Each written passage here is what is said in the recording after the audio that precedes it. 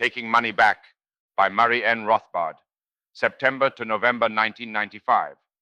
Narrated by an artificial intelligence based on the voice of Orson Welles. Produced by Parker Banks at pbanks.net and youtube.com/@pbanks. Part 1, Taking Money Back. Money is a crucial command post of any economy and therefore of any society. Society rests upon a network of voluntary exchanges, also known as the free market economy. These exchanges imply a division of labor in society, in which producers of eggs, nails, horses, lumber, and immaterial services such as teaching, medical care, and concerts exchange their goods for the goods of others. At each step of the way, every participant in exchange benefits immeasurably, for if everyone were forced to be self-sufficient, those few who managed to survive would be reduced to a pitiful standard of living. Direct exchange of goods and services, also known as barter, is hopelessly unproductive beyond the most primitive level. And indeed, every primitive tribe soon found its way to the discovery of the tremendous benefits of arriving on the market at one particularly marketable commodity, one in general demand, to use as a medium of indirect exchange. If a particular commodity is in widespread use as a medium in a society, then that general medium of exchange is called money. The money commodity becomes one term in every single one of the innumerable exchanges in the market economy. I sell my services as a teacher for money. I use that money to buy groceries, typewriters, or travel accommodations, and these producers in turn use the money to pay their workers, to buy equipment and inventory, and pay rent for their buildings. Hence, the ever-present temptation for one or more groups to seize control of the vital money supply function. Many useful goods have been chosen as monies in human societies: salt in Africa, sugar in the Caribbean, fish in colonial New England, tobacco in the colonial Chesapeake Bay region, cowrie shells, iron hose, and many other commodities have been used as monies. Not only do these monies serve as media of exchange, they enable individuals and business firms to engage in the calculation necessary to any advanced economy. Monies are traded and reckoned in terms of a currency unit, almost always units of weight. Tobacco, for example, was reckoned in pound weights. Prices of other goods and services could be figured in terms of pounds of tobacco. A certain horse might be worth 80 pounds on the market.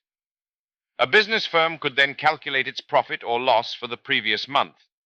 It could figure that its income for the past month was 1,000 pounds, and its expenditures 800 pounds, netting it a 200-pound profit.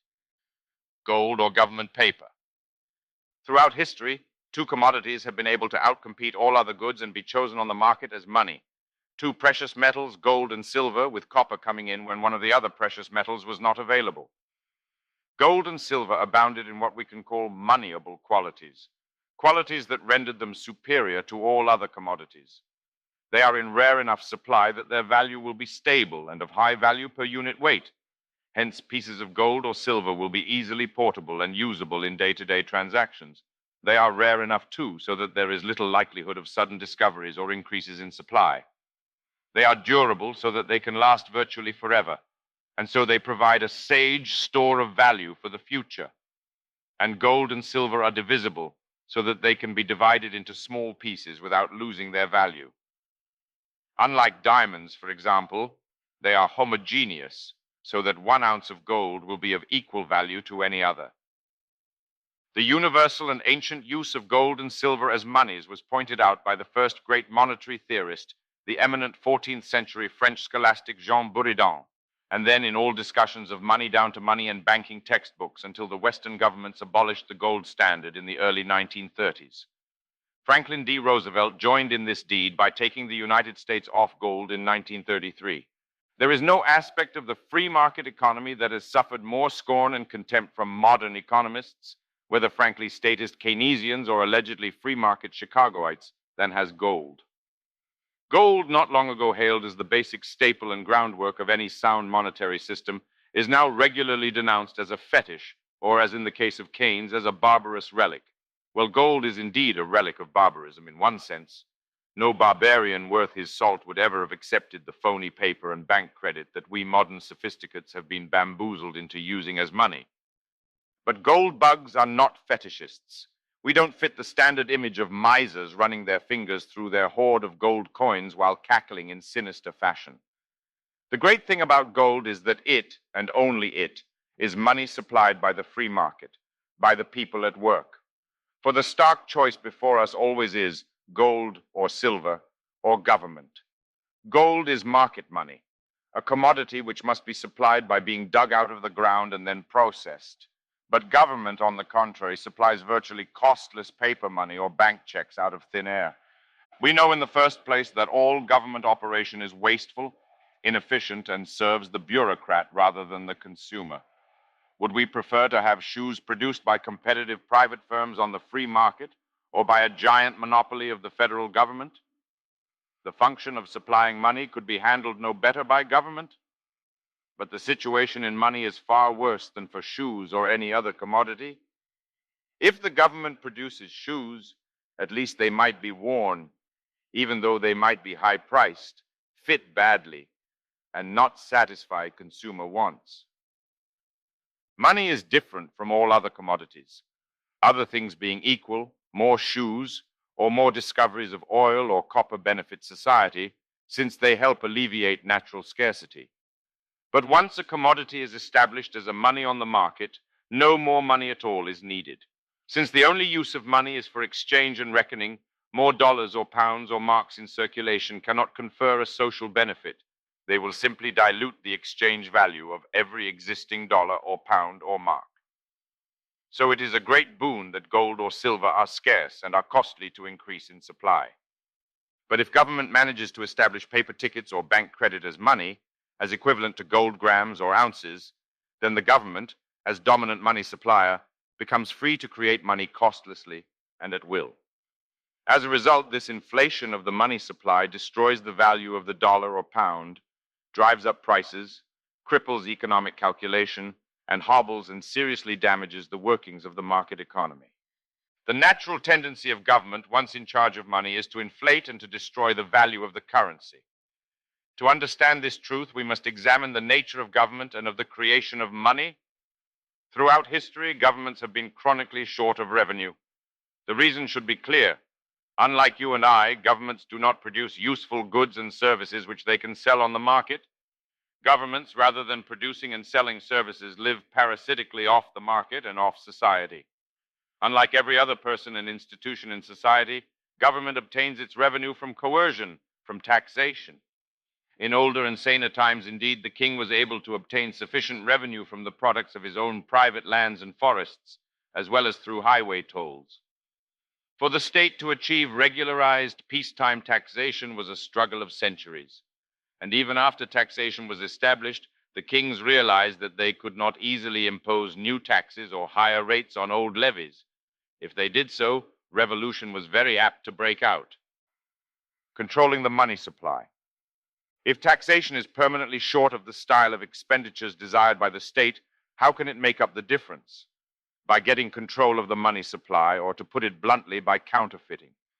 On the market economy, we can only obtain good money by selling a good or service in exchange for gold or by receiving a gift. The only other way to get money is to engage in the costly process of digging gold out of the ground. The counterfeiter, on the other hand, is a thief who attempts to profit by forgery, for example, by painting a piece of brass to look like a gold coin. If his counterfeit is detected immediately, he does no real harm. But to the extent his counterfeit goes undetected, the counterfeiter is able to steal not only from the producers whose goods he buys. For the counterfeiter, by introducing fake money into the economy, is able to steal from everyone by robbing every person of the value of his currency. By diluting the value of each ounce or dollar of genuine money, the counterfeiter's theft is more sinister and more truly subversive than that of the highwayman. For he robs everyone in society, and the robbery is stealthy and hidden, so that the cause and effect relation is camouflaged. Recently, we saw the scare headline, "Iranian government tries to destroy U.S. economy by counterfeiting $100 bills." Whether the Ayatollahs had such grandiose goals in mind is dubious. Counterfeiters don't need a grand rationale for grabbing resources by printing money. But all counterfeiting is indeed subversive and destructive, as well as inflationary. But in that case, what are we to say when the government seizes control of the money supply, abolishes gold as money, and establishes its own printed tickets as the only money? In other words, what are we to say when the government becomes the legalized monopoly counterfeiter?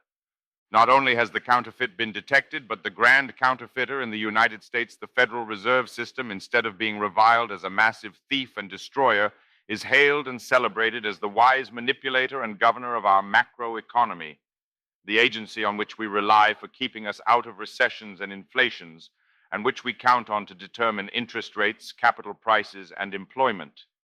Instead of being habitually pelted with tomatoes and rotten eggs, the chairman of the Federal Reserve Board, whoever he may be, whether the imposing Paul Volcker or the owlish Alan Greenspan, is universally hailed as Mr. Indispensable to the economic and financial system. Indeed, the best way to penetrate the mysteries of the modern monetary and banking system is to realize that the government and its central bank act precisely as would a grand counterfeiter, with very similar social and economic effects. Many years ago, the New Yorker magazine, in the days when its cartoons were still funny, published a cartoon of a group of counterfeiters looking eagerly at their printing press as the first $10 bill came rolling off the press. "Boy," said one of the team, "retail spending in the neighborhood is sure in for a shot in the arm." And it was. As the counterfeiters print new money, spending goes up on whatever the counterfeiters wish to purchase, personal retail goods for themselves, as well as loans and other general welfare purposes in the case of the government. But the resulting prosperity is phony. All that happens is that more money bids away existing resources so that prices rise. Furthermore, the counterfeiters and the early recipients of the new money bid away resources from the poor suckers who are down at the end of the line to receive the new money, or who never even receive it at all. New money injected into the economy has an inevitable ripple effect. Early receivers of the new money spend more and bid up prices, while later receivers or those on fixed incomes find the prices of the goods they must buy unaccountably rising, while their own incomes lag behind or remain the same. Monetary inflation, in other words, not only raises prices and destroys the value of the currency unit, it also acts as a giant system of expropriation of the late receivers by the counterfeiters themselves and by the other early receivers. Monetary expansion is a massive scheme of hidden redistribution. When the government is the counterfeiter, the counterfeiting process not only can be detected, it proclaims itself openly as monetary statesmanship for the public weal. Monetary expansion then becomes a giant scheme of hidden taxation, the tax falling on fixed income groups, on those groups remote from government spending and subsidy, and on thrifty savers who are naive enough and trusting enough to hold on to their money, to have faith in the value of the currency. Spending and going into debt are encouraged, thrift and hard work discouraged and penalized. Not only that, the groups that benefit are the special interest groups who are politically close to the government and can exert pressure to have the new money spent on them so that their incomes can rise faster than the price inflation.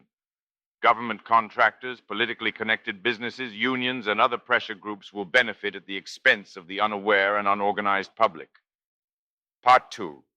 Fractional reserve banking.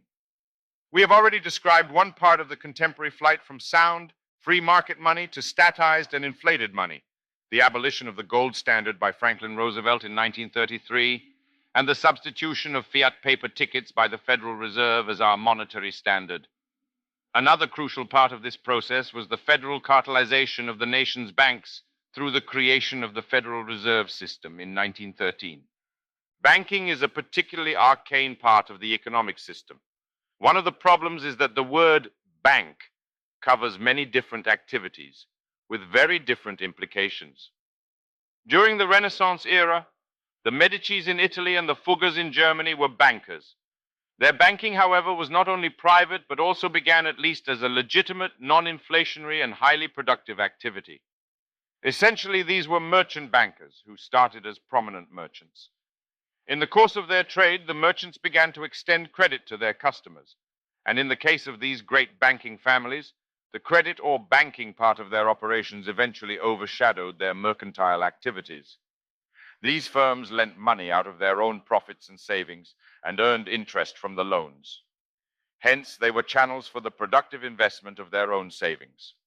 To the extent that banks lend their own savings or mobilize the savings of others, Their activities are productive and unexceptionable. Even in our current commercial banking system, if I buy a $10,000 CD, certificate of deposit, redeemable in 6 months, earning a certain fixed interest return, I am taking my savings and lending it to a bank, which in turn lends it out at a higher interest rate, the differential being the bank's earnings for the function of channeling savings into the hands of creditworthy or productive borrowers. There is no problem with this process. The same is even true of the great investment banking houses, which developed as industrial capitalism flowered in the 19th century. Investment bankers would take their own capital, or capital invested or loaned by others, to underwrite corporations gathering capital by selling securities to stockholders and creditors. The problem with the investment bankers is that one of their major fields of investment was the underwriting of government bonds, which plunged them hip deep into politics, giving them a powerful incentive for pressuring and manipulating governments, so that taxes would be levied to pay off their and their clients' government bonds. Hence, the powerful and baleful political influence of investment bankers in the 19th and 20th centuries, in particular the Rothschilds in Western Europe, and J. Cook and the House of Morgan in the United States. By the late 19th century, the Morgans took the lead in trying to pressure the U.S. government to cartelize industries they were interested in, first railroads and then manufacturing, to protect these industries from the winds of free competition, and to use the power of government to enable these industries to restrict production and raise prices. In particular, the investment bankers acted as a ginger group to work for the cartelization of commercial banks. To some extent, commercial bankers lend out their own capital and money acquired by CDs. But most commercial banking is deposit banking based on a gigantic scam. The idea, which most depositors believe, that their money is down at the bank, ready to be redeemed in cash at any time. If Jim has a checking account of $1,000 at a local bank, Jim knows that this is a demand deposit. That is, that the bank pledges to pay him $1,000 in cash on demand anytime he wishes to get his money out. Naturally, the Jims of this world are convinced that their money is safely there, in the bank, for them to take out at any time. Hence, they think of their checking account as equivalent to a warehouse receipt. If they put a chair in a warehouse before going on a trip, they expect to get the chair back whenever they present the receipt. Unfortunately, while banks depend on the warehouse analogy, the depositors are systematically deluded. Their money ain't there. An honest warehouse makes sure that the goods entrusted to its care are there, in its storeroom or vault. But banks operate very differently, at least since the days of such deposit banks as the banks of Amsterdam and Hamburg in the 17th century, which indeed acted as warehouses and backed all of their receipts fully by the assets deposited, for example, gold and silver. This honest deposit or giro banking is called 100% reserve banking. Ever since, banks have habitually created warehouse receipts, originally banknotes and now deposits, out of thin air. Essentially, they are counterfeiters of fake warehouse receipts to cash or standard money, which circulate as if they were genuine, fully backed notes or checking accounts. Banks make money by literally creating money out of thin air, nowadays exclusively deposits rather than banknotes. This sort of swindling or counterfeiting is dignified by the term fractional reserve banking, which means that bank deposits are backed by only a small fraction of the cash they promise to have at hand and redeem. Right now in the United States, this minimum fraction is fixed by the Federal Reserve System at 10%. Fractional reserve banking. Let's see how the fractional reserve process works in the absence of a central bank. I set up a Rothbard bank and invest $1,000 of cash. Whether gold or government paper does not matter here. Then I lend out $10,000 to someone, either for consumer spending or to invest in his business. How can I lend out far more than I have? That's the magic of the fraction in the fractional reserve. I simply open up a checking account of $10,000, which I am happy to lend to Mr. Jones. Why does Jones borrow from me? Well, for one thing, I can charge a lower rate of interest than savers would. I don't have to save up the money myself, but simply can counterfeit it out of thin air. In the 19th century, I would have been able to issue banknotes, but the Federal Reserve now monopolizes note issues. Since demand deposits at the Rothbard Bank function as equivalent to cash, the nation's money supply has just by magic increased by $10,000. The inflationary counterfeiting process is underway. The 19th century English economist Thomas Tooke correctly stated that free trade in banking is tantamount to free trade in swindling. But under freedom and without government support, there are some severe hitches in this counterfeiting process, or in what has been termed free banking. First, why should anyone trust me? Why should anyone accept the checking deposits of the Rothbard Bank? But second, even if I were trusted and I were able to con my way into the trust of the gullible, there is another severe problem, caused by the fact that the banking system is competitive, with free entry into the field. After all, the Rothbard Bank is limited in its clientele. After Jones borrows checking deposits from me, he is going to spend it. Why else pay money for a loan? Sooner or later, the money he spends, whether for a vacation or for expanding his business, will be spent on the goods or services of clients of some other bank, say the Rockwell Bank. The Rockwell Bank is not particularly interested in holding checking accounts on my bank.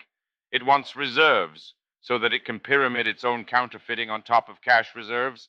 And so if, to make the case simple, the Rockwell Bank gets a $10,000 check on the Rothbard Bank, it is going to demand cash so that it can do some inflationary counterfeit pyramiding of its own. But I, of course, can't pay the $10,000, so I'm finished. Bankrupt. Found out. By rights, I should be in jail as an embezzler, but at least my phony checking deposits and I are out of the game and out of the money supply. Hence, under free competition and without government support and enforcement, there will only be limited scope for fractional reserve counterfeiting. Banks could form cartels to prop each other up, but generally cartels on the market don't work well without government enforcement, without the government cracking down on competitors who insist on busting the cartel, in this case, forcing competing banks to pay up.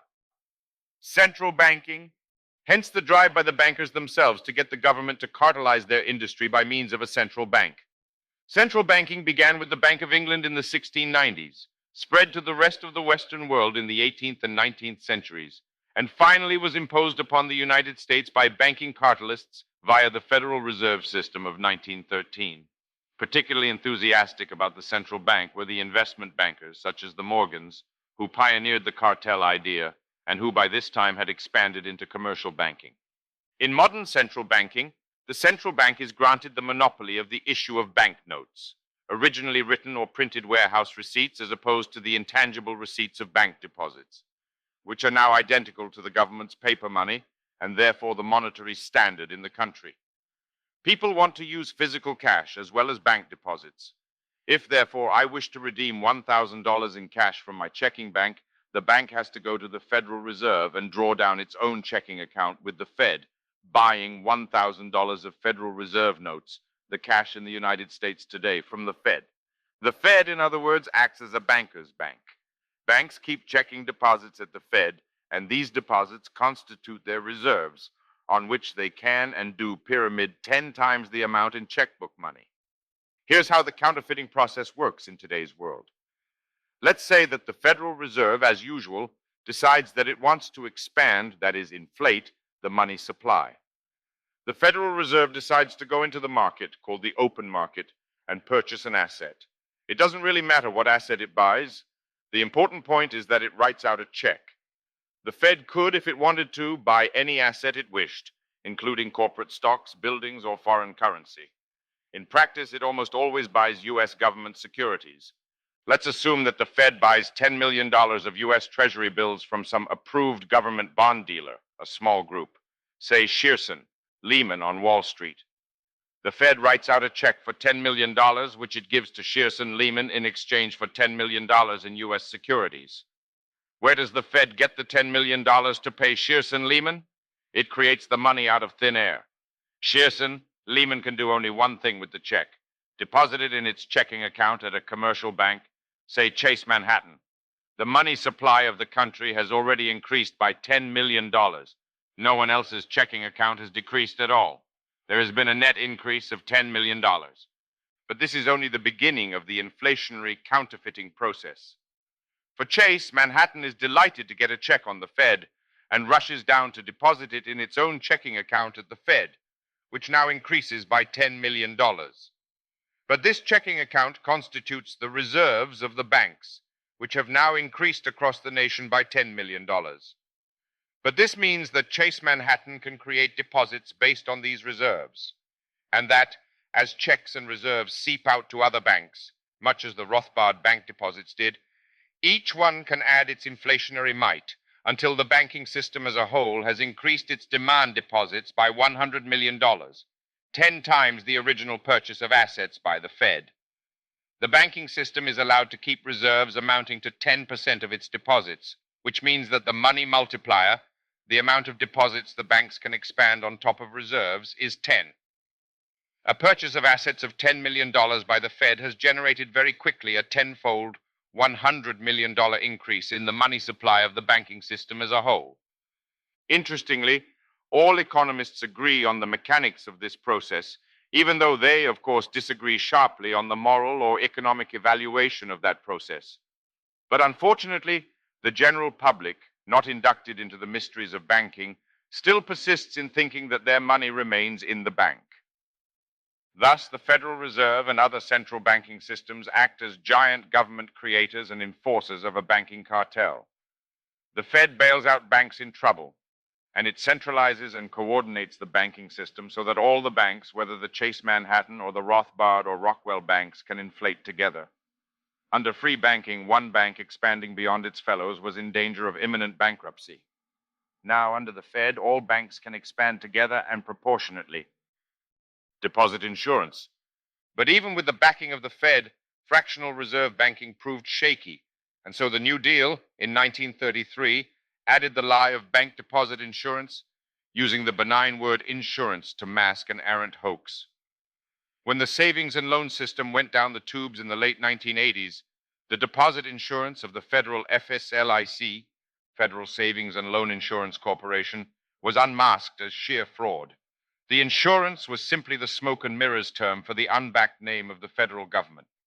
The poor taxpayers finally bailed out the S&Ls, but now we are left with the formerly sainted FDIC, Federal Deposit Insurance Corporation, for commercial banks, which is now increasingly seen to be shaky, since the FDIC itself has less than 1% of the huge number of deposits it insures. The very idea of deposit insurance is a swindle. How does one insure an institution, fractional reserve banking, that is inherently insolvent, and which will fall apart whenever the public finally understands the swindle? Suppose that tomorrow the American public suddenly became aware of the banking swindle and went to the banks tomorrow morning and in unison demanded cash. What would happen? The banks would be instantly insolvent, since they could only muster 10% of the cash they owe their befuddled customers. Neither would the enormous tax increase needed to bail everyone out be at all palatable. No, the only thing the Fed could do, and this would be in their power, would be to print enough money to pay off all the bank depositors. Unfortunately, in the present state of the banking system, the result would be an immediate plunge into the horrors of hyperinflation. Let us suppose that total insured bank deposits are $1,600 billion. Technically, in the case of a run on the banks, the Fed could exercise emergency powers and print $1,600 billion in cash to give to the FDIC to pay off the bank depositors. The problem is that, emboldened at this massive bailout, the depositors would promptly redeposit the new $1,600 billion into the banks, increasing the total bank reserves by $1,600 billion, thus permitting an immediate expansion of the money supply by the banks by tenfold, increasing the total stock of bank money by $16 trillion. Runaway inflation and total destruction of the currency would quickly follow. Part 3. How to free ourselves from government money. To save our economy from destruction and from the eventual holocaust of runaway inflation, we the people must take the money supply function back from the government. Money is far too important to be left in the hands of bankers and of establishment economists and financiers. To accomplish this goal, money must be returned to the market economy, with all monetary functions performed within the structure of the rights of private property and of the free market economy. It might be thought that the mix of government and money is too far gone, too pervasive in the economic system, too inextricably bound up in the economy to be eliminated without economic destruction.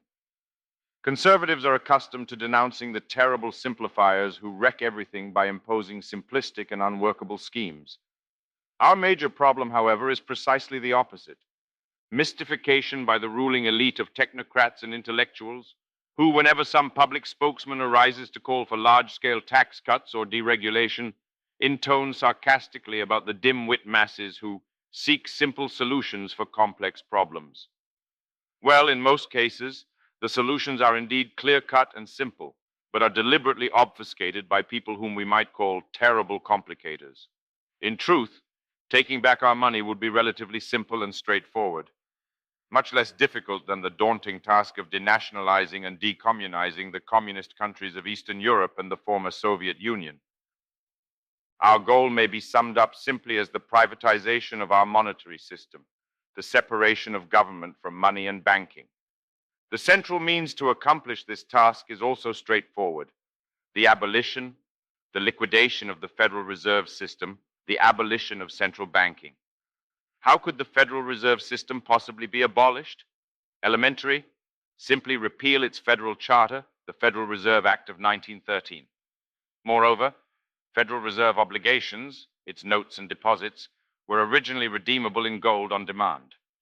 Since Franklin Roosevelt's monstrous actions in 1933, dollars issued by the Federal Reserve and deposits by the Fed and its member banks have no longer been redeemable in gold.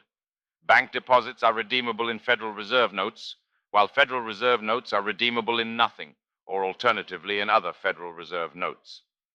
Yet these notes are our money, our monetary standard, and all creditors are obliged to accept payment in these fiat notes, no matter how depreciated they might be. In addition to canceling the redemption of dollars into gold, Roosevelt in 1933 committed another criminal act, literally confiscating all gold and bullion held by Americans, exchanging them for arbitrarily valued dollars. It is curious that even though the Fed and the government establishment continually proclaim the obsolescence and worthlessness of gold as a monetary metal, the Fed, as well as all other central banks, clings to its gold for dear life. Our confiscated gold is still owned by the Federal Reserve, which keeps it on deposit with the Treasury at Fort Knox and other gold depositories. Indeed, from 1933 until the 1970s, it continued to be illegal for any Americans to own monetary gold of any kind, whether coin or bullion or even in safe deposit boxes at home or abroad. All these measures, supposedly drafted for the Depression emergency, have continued as part of the great heritage of the New Deal ever since. For 4 decades, any gold flowing into private American hands had to be deposited in the banks, which in turn had to deposit it at the Fed. Gold for legitimate non-monetary purposes, such as dental fillings, industrial drills, or jewelry, was carefully rationed for such purposes by the Treasury Department. Fortunately, due to the heroic efforts of Congressman Ron Paul, it is now legal for Americans to own gold, whether coin or bullion. But the ill-gotten gold confiscated and sequestered by the Fed remains in Federal Reserve hands. How to get the gold out from the Fed? How to privatize the Fed's stock of gold? Privatizing federal gold. The answer is revealed by the fact that the Fed, which had promised to redeem its liabilities in gold, has been in default of that promise since Roosevelt's repudiation of the gold standard in 1933. The Federal Reserve System, being in default, should be liquidated, and the way to liquidate it is the way any insolvent business firm is liquidated. Its assets are parceled out pro rata to its creditors. The Federal Reserve's gold assets are listed as of October 30th, 1991, at $11.1 billion. The Federal Reserve's liabilities as of that date consist of $295.5 billion in Federal Reserve notes in circulation and $24.4 billion in deposits owed to member banks of the Federal Reserve System for a total of $319.9 billion. Of the assets of the Fed other than gold, the bulk are securities of the U.S. government, which amounted to $262.5 billion. These should be written off post-haste since they are worse than an accounting fiction. The taxpayers are forced to pay interest and principal on debt which the federal government owes to its own creature, the Federal Reserve. The largest remaining asset is Treasury currency, $21 billion, which should also be written off, plus $10 billion in SDRs, which are mere paper creatures of international central banks, and which should be abolished as well. We are left, apart from various buildings and fixtures and other assets owned by the Fed, and amounting to some $35 billion, with $11.1 billion of assets needed to pay off liabilities totaling $319.9 billion. Fortunately, the situation is not as dire as it seems, for the $11.1 billion of Fed gold is a purely phony evaluation. Indeed, it is one of the most bizarre aspects of our fraudulent monetary system. The Fed's gold stock consists of 262.9 million ounces of gold. The dollar valuation of $11.1 billion is the result of the government's artificially evaluating its own stock of gold at $42.22 an ounce. Since the market price of gold is now about $350 an ounce, this already presents a glaring anomaly in the system. Definitions and debasement. Where did the $42.22 come from? The essence of a gold standard is that the monetary unit, the dollar, franc, mark, etc., is defined as a certain weight of gold. Under the gold standard, the dollar or franc is not a thing in itself, a mere name or the name of a paper ticket issued by the state or a central bank. It is the name of a unit of weight of gold. It is every bit as much a unit of weight as the more general ounce, grain, or gram. For a century before 1933, the dollar was defined as being equal to 23.22 grains of gold.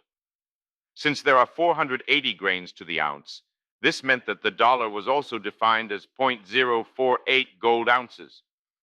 Put another way, the gold ounce was defined as equal to $20.67. In addition to taking us off the gold standard domestically, Franklin Roosevelt's New Deal debased the dollar by redefining it, or lightening its weight, as equal to 13.714 grains of gold, which also defined the gold ounce as equal to $35. The dollar was still redeemable in gold to foreign central banks and governments at the lighter $35 weight, so that the United States stayed on a hybrid form of international gold standard until August 1971, when President Nixon completed the job of scuttling the gold standard altogether. Since 1971, the United States has been on a totally fiat paper standard. Not coincidentally, it has suffered an unprecedented degree of peacetime inflation since that date. Since 1971, the dollar has no longer been tied to gold at a fixed weight, and so it has become a commodity separate from gold, free to fluctuate on world markets. When the dollar and gold were set loose from each other, we saw the closest thing to a laboratory experiment we can get in human affairs. All establishment economists, from Keynesians to Chicagoite monetarists, insisted that gold had long lost its value as a money, that gold had only reached its exalted value of $35 an ounce because its value was fixed at that amount by the government.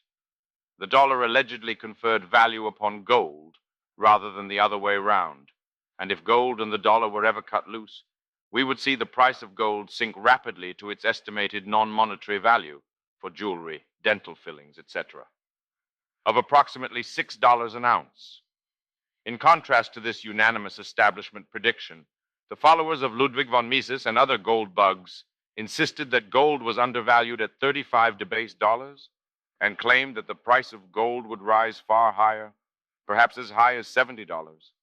Suffice it to say that the gold price never fell below $35 and in fact vaulted upward, at one point reaching $850 an ounce, in recent years settling at somewhere around $350 an ounce.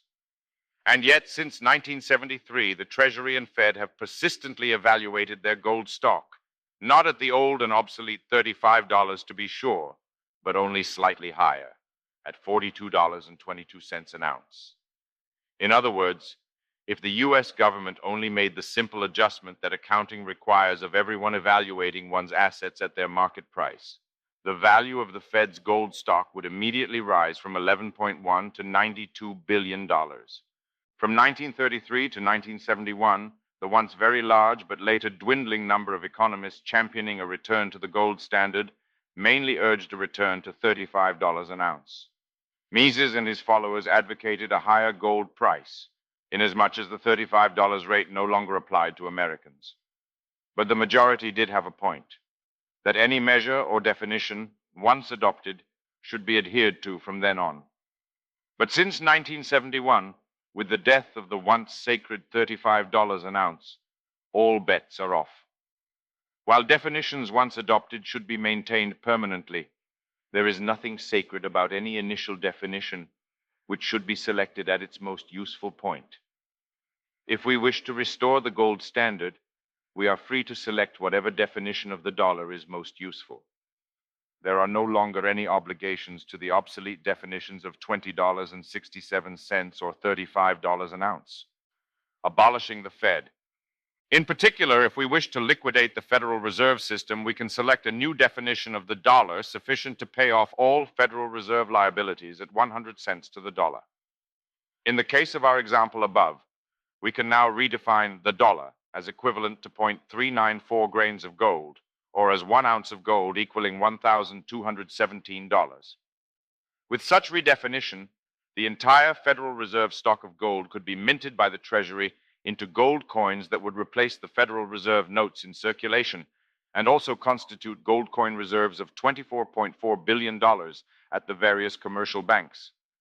The Federal Reserve System would be abolished. Gold coins would now be in circulation, replacing Federal Reserve notes. Gold would be the circulating medium, and gold dollars the unit of account and reckoning at the new rate of $1,217 per ounce. Two great desiderata, the return of the gold standard and the abolition of the Federal Reserve, would both be accomplished at one stroke. A corollary step, of course, would be the abolition of the already bankrupt Federal Deposit Insurance Corporation. The very concept of deposit insurance is fraudulent. How can you insure an entire industry that is inherently insolvent? It would be like insuring the Titanic after it hit the iceberg. Some free market economists advocate privatizing deposit insurance by encouraging private firms or the banks themselves to insure each other's deposits. But that would return us to the unsavory days of Florentine bank cartels, in which every bank tried to shore up each other's liabilities. It won't work. Let us not forget that the first S&Ls to collapse in the 1980s were those in Ohio and in Maryland, which enjoyed the dubious benefits of private deposit insurance. This issue points up an important error often made by libertarians and free market economists who believe that all government activities should be privatized, or as a corollary, hold that any actions, so long as they are private, are legitimate. But on the contrary, activities such as fraud, embezzlement, or counterfeiting should not be privatized. They should be abolished. This would leave the commercial banks still in a state of fractional reserve, and in the past, I have advocated going straight to 100% non-fraudulent banking by raising the gold price enough to constitute 100% of bank demand liabilities. After that, of course, 100% banking would be legally required. At current estimates, establishing 100% to all commercial bank demand deposit accounts would require going back to gold at $2,000 an ounce.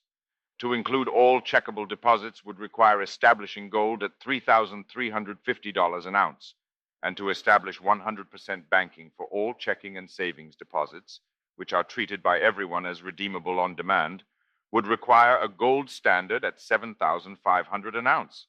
But there are problems with such a solution. A minor problem is that the higher the newly established gold value over the current market price, the greater the consequent increase in gold production. This increase would cause an admittedly modest and one-shot price inflation. A more important problem is the moral one. Do banks deserve what amounts to a free gift, in which the Fed, before liquidating, would bring every bank's gold assets high enough to be 100% of its liabilities? Clearly, the banks scarcely deserve such benign treatment, even in the name of smoothing the transition to sound money. Bankers should consider themselves lucky they are not tried for embezzlement. Furthermore, it would be difficult to enforce and police 100% banking on an administrative basis. It would be easier and more libertarian to go through the courts. Before the Civil War, the notes of unsound fractional reserve banks in the United States, if geographically far from home base, were bought up at a discount by professional money brokers, who would then travel to the bank's home base and demand massive redemption of these notes in gold. The same could be done today, and more efficiently, using advanced electronic technology, as professional money brokers try to make profits by detecting unsound banks and bringing them to heel. A particular favorite of mine is the concept of ideological anti-bank vigilante leagues, who would keep tabs on banks, spot the errant ones, and go on television to proclaim that banks are unsound, and urge note and deposit holders to call upon them for redemption without delay. If the vigilante leagues could whip up hysteria, and consequent bank runs, in which note holders and depositors scramble to get their money out before the bank goes under, then so much the better. For then, the people themselves, and not simply the government, would ride herd on fractional reserve banks. The important point, it must be emphasized, is that at the very first sign of a bank's failing to redeem its notes or deposits on demand, the police and courts must put them out of business. Instant justice, period, with no mercy and no bailouts. Under such a regime, it should not take long for the banks to go under, or else to contract their notes and deposits until they are down to 100% banking. Such monetary deflation, while leading to various adjustments, would be clearly one shot, and would obviously have to stop permanently when the total of bank liabilities contracted down to 100% of gold assets. One crucial difference between inflation and deflation is that inflation can escalate up to an infinity of money supply and prices, whereas the money supply can only deflate as far as the total amount of standard money. Under the gold standard, the supply of gold money. Gold constitutes an absolute floor against further deflation. If this proposal seems harsh on the banks, we have to realize that the banking system is headed for a mighty crash in any case. As a result of the S&L collapse, the terribly shaky nature of our banking system is at last being realized. People are openly talking of the FDIC being insolvent and of the entire banking structure crashing to the ground. And if the people ever get to realize this in their bones, they will precipitate a mighty bank run by trying to get their money out of the banks and into their own pockets.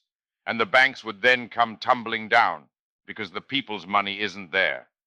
The only thing that could save the banks in such a mighty bank run is if the Federal Reserve prints the $1.6 trillion in cash and gives it to the banks, igniting an immediate and devastating runaway inflation and destruction of the dollar. Liberals are fond of blaming our economic crisis on the greed of the 1980s. And yet greed was no more intense in the 1980s than it was in the 1970s or previous decades, or than it will be in the future. What happened in the 1980s was a virulent episode of government deficits and of Federal Reserve-inspired credit expansion by the banks. As the Fed purchased assets and pumped in reserves to the banking system, the banks happily multiplied bank credit and created new money on top of those reserves. There has been a lot of focus on poor quality bank loans, on loans to bankrupt third world countries, or to bloated and, in retrospect, unsound real estate schemes and shopping malls in the middle of nowhere. But poor quality loans and investments are always the consequence of central bank and bank credit expansion. The all too familiar cycle of boom and bust, euphoria and crash, prosperity and depression did not begin in the 1980s, nor is it a creature of civilization or the market economy. The boom-bust cycle began in the 18th century with the beginnings of central banking and has spread and intensified ever since as central banking spread and took control of the economic systems of the Western world. Only the abolition of the Federal Reserve System and a return to the gold standard can put an end to cyclical booms and busts and finally eliminate chronic and accelerating inflation. Inflation, credit expansion, business cycles, heavy government debt, and high taxes are not, as establishment historians claim, inevitable attributes of capitalism or of modernization. On the contrary, these are profoundly anti-capitalist and parasitic excrescences grafted onto the system by the interventionist state, which rewards its banker and insider clients with hidden special privileges at the expense of everyone else. Crucial to free enterprise and capitalism is a system of firm rights of private property, with everyone secure in the property that he earns. Also crucial to capitalism is an ethic that encourages and rewards savings, thrift, hard work, and productive enterprise, and that discourages profligacy and cracks down sternly on any invasion of property rights. And yet, as we have seen, cheap money and credit expansion gnaw away at those rights and at those virtues.